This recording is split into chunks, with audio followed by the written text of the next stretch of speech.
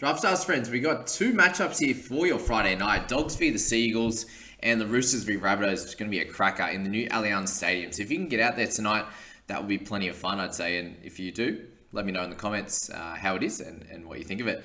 But outside backs we start off with, and obviously you got your three top guns here, Teddy, Latrell Mitchell, and also Manu. And all in the same game, obviously. And I think you probably have to pick one of them.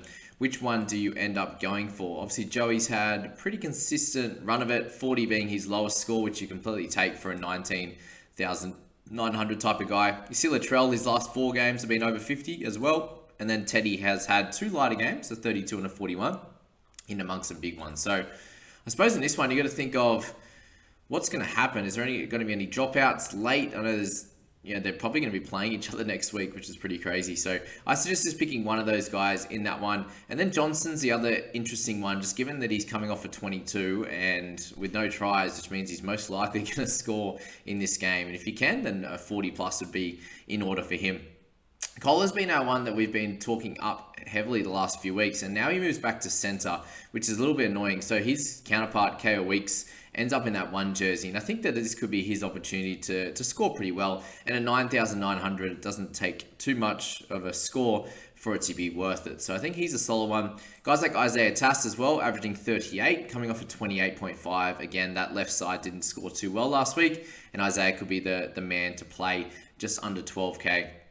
If you're looking at the Dogs Manly game, you can see that being fairly close, even though the Dogs haven't been playing well. So any one of these outside backs here would be pretty solid. If you can get some attacking sacks from Shop, then he'll be a solid one. Braden Burns, obviously a couple of average ones as well. And Addo-Carr's been scoring pretty low the last sort of 5 weeks there. So either one of those guys, I think, will be a decent play. Burns or Shop probably a little bit more consistent than Addo-Carr and Carraz, so the two centers over the two wingers. But that's obviously, there's a reason why they haven't been scoring too well, because they've been playing poorly. So they're the kind of guys I'd be looking at in that section. Obviously Averillo as well, guys like Momorowski playing on that wing instead of Joseph Suali'i. And it's probably the only way I'd go in this one, to be honest with you. And we move on from there. Jackson Paulo there as well, with a pretty low bunch of scores, so I wouldn't be touching him. We move to halves and hookers, and all the guys at the top haven't been scoring very well. You got DC, Burton and Marshall King all averaging under 50 there, and very expensive still, DCE. But you can see that he could be coming in for a big game this week, but you're still looking for a 60 plus from him. And can he do it? I'm not exactly sure. Maybe a 50 odd could be safe, but other than that, still not exactly sure. Very much the same with Burton. So obviously it will be which team comes out on top and wins this game as to who should score pretty well. But those two are definitely a coin flip in this one.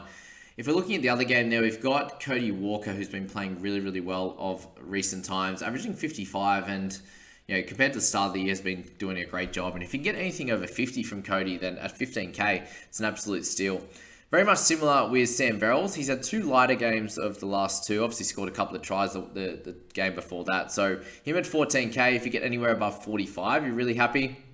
Sammy Walker, I think, is the man this week, though. Coming off a 30, I think this is the one that he really needs to step up and control this matchup with Kiri as his counterpart, obviously, and get the job done for the Roosters and get that home final, which sounds like it's not going to matter too much anyway. They're probably playing at Allianz anyway.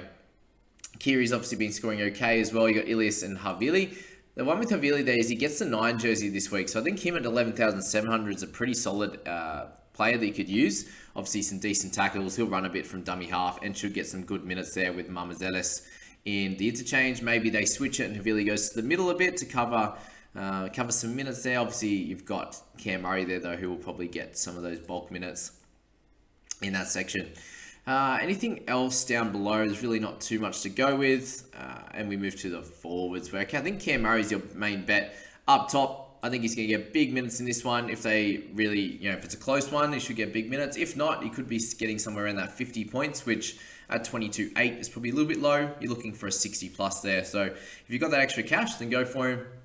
The two guys below, obviously Crichton is going to be that up and down type of player. If he's getting plenty of run meters and could get close to a try, then he's going to score well, but he can lose your matchup as well if he gets you a 30 or 40 odd. I think guys like Keon Kolomatangi and also Nat Butcher are the ways home here, both scoring really well and fairly consistent. There, 42 is his lowest in the last 10 matches there for Keon, so he's very, very consistent.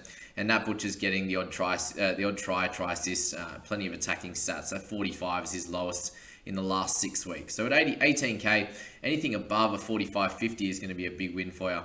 Surprisingly, now Totola's the one getting really consistent. 48 is his lowest in the last 4 weeks, and that's very, very limited attacking stats in some of these games. So very, very interesting there, and some solid options.